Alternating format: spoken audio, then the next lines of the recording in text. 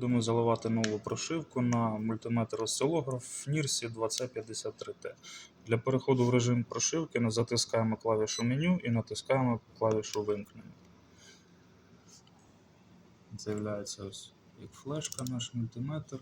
Відкриваємо його, відкриваємо папку скачану з офіційного сайту, вибираємо файли, перетягуємо, чекаємо.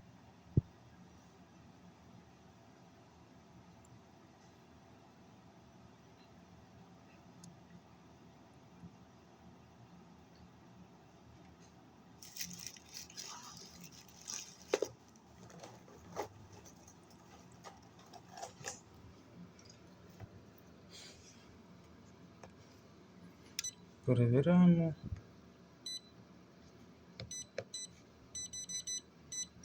Стала версія 1.2.0. Це остання версія. З коробки в нього була версія 1.07.